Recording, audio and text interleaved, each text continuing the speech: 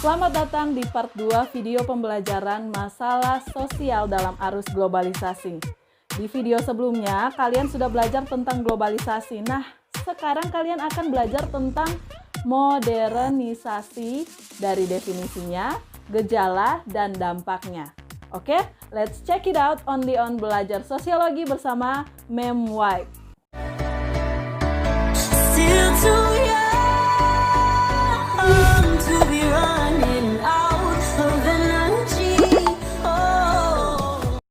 Selain globalisasi, perubahan sosial juga membawa pengaruh ke arah modernisasi. Nah, apa itu modernisasi? Yuk kita cari tahu definisi modernisasi berikut ini.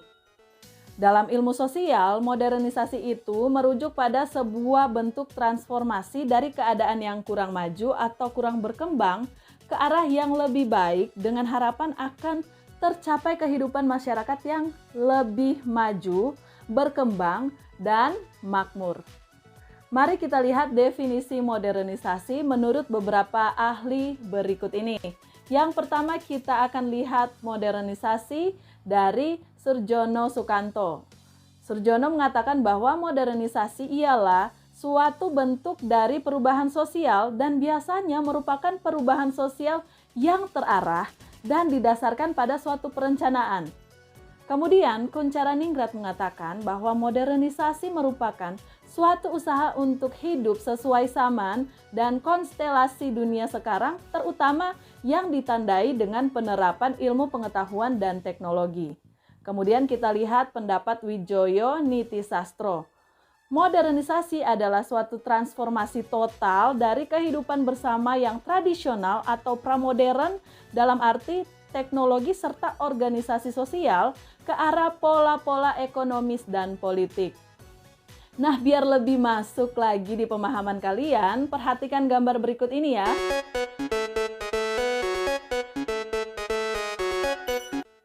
Bisakah kamu menjelaskan hubungan kedua gambar ini dengan modernisasi? Berikan penjelasanmu di kolom komentar ya. Kalian juga perlu tahu bahwa modernisasi itu tidak hanya mencakup bidang transportasi saja, melainkan hampir seluruh bidang kehidupan manusia. Mau bidang sosial, ekonomi, politik, dan pokoknya hampir semuanya. Seperti apa sih gejala modernisasi itu? Berikut simak ya, gejala modernisasi menurut Scroll. Yang pertama, gejala modernisasi dalam bidang sosial, mencakup pertama munculnya kelas-kelas sosial. Kedua, munculnya sikap konsumerisme.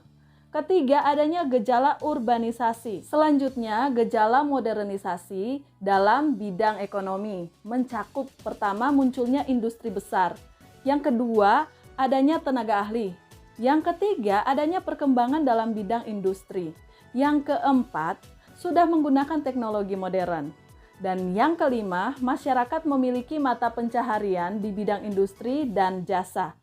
Selanjutnya kita lihat gejala modernisasi dalam bidang politik. Mencakup pertama adanya partisipasi rakyat dalam pembangunan. Yang kedua, tersedianya sarana dan prasarana informasi. Kemudian yang ketiga, berlakunya hukum secara sistematis.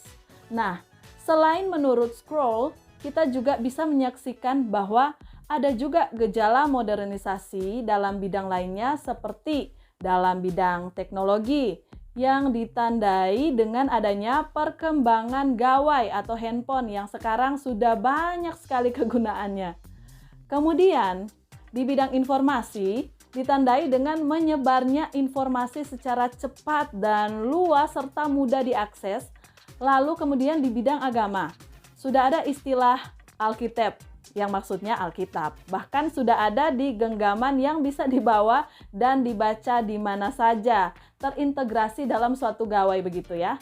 Jadi aplikasi Alkitab, ada juga Al-Quran dan lain sebagainya.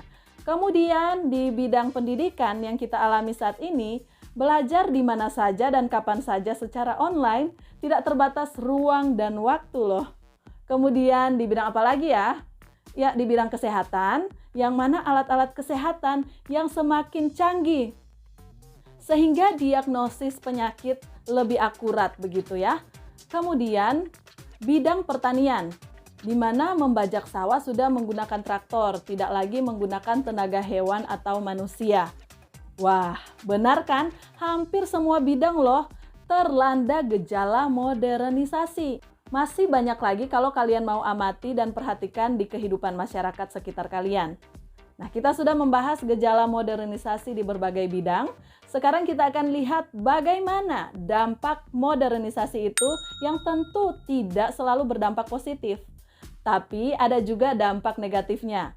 Kita mulai bahas dari dampak positifnya ya. Apa saja dampak positif modernisasi? Yaitu yang pertama, memperkuat integrasi dalam masyarakat, di mana masyarakat menjadi terbuka sehingga interaksi antar individu di masyarakat menjadi lebih baik. Dan yang kedua, terjadinya kemajuan-kemajuan di berbagai bidang seperti bidang industri, transportasi, ilmu pengetahuan dan teknologi, dan modernisasi juga dapat meningkatkan kesadaran politik dan demokrasi. Nah, sekarang kita lihat bagaimana dampak negatif dari modernisasi itu. Ternyata tidak sedikit ya dampak negatifnya. Yang pertama adanya kesenjangan sosial dan ekonomi di masyarakat. Yang kedua, meningkatnya kriminalitas. Dan yang ketiga, terjadinya pencemaran lingkungan alam. Dan modernisasi ternyata bisa juga berdampak kepada keempat, yaitu kenakalan remaja yang semakin terpicu. Oh ya, Mem White kasih bonus nih buat kalian, yaitu ciri-ciri modernisasi biar kalian bisa mengidentifikasikan diri kalian apakah kalian itu manusia modern dan apakah masyarakat di sekitar kalian sudah modern. Pertama-tama, ciri manusia modern menurut Inkeles. Lihat ya, apakah sesuai dengan diri kalian? Yang pertama, memiliki pandangan maju. Yang kedua, terbuka terhadap perubahan-perubahan baru. Yang ketiga, menghargai orang lain. Yang keempat, percaya pada iptek. Yang kelima, memahami masalah di sekitarnya. Dan yang keenam, dapat menerima kritikan yang sifatnya membangun. Bagaimana? Kalian sudah memiliki ciri manusia modern belum? Silahkan direnungkan ya. Oke, sekarang kita ke ciri masyarakat modern yang dikemukakan oleh Talcott Parsons. Perhatikan dengan baik, cocokkan dengan masyarakat sekitar kalian dengan ciri-ciri berikut. Yang pertama, netralitas efektif, yaitu bersikap netral, bahkan dapat menuju sikap tidak memperhatikan orang lain. Yang kedua, orientasi diri, yaitu lebih mengutamakan kepentingan diri sendiri. Dan yang ketiga, universalisme, yaitu menerima segala sesuatu dengan objektif. Dan yang keempat, prestasi, yaitu masyarakatnya suka mengejar prestasi. Dan yang kelima, spesifitas, yaitu berterus terang dalam mengungkapkan segala sesuatu. Bagaimana? Masyarakat sekitar kalian sudah modern belum? Kalau mau curhat, ya silahkan di kolom komentar.